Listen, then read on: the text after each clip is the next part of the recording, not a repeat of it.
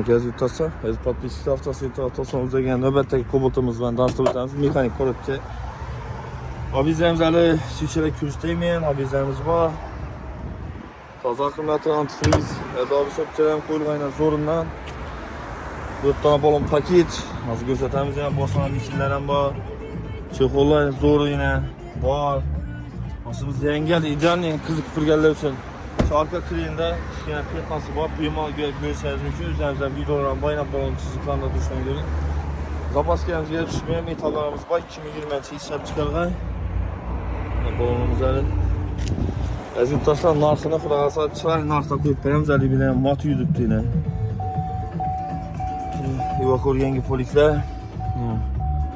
45 ming kilometr yurgan idealni mashina. Narxini 115 milyon so'm qo'yib beramiz. Avtokredit qiziquvchilar bo'lsa bemalol mo'jazat ishlaymiz. 115 milyon so'm manzilimiz 9 nafar avtosentr.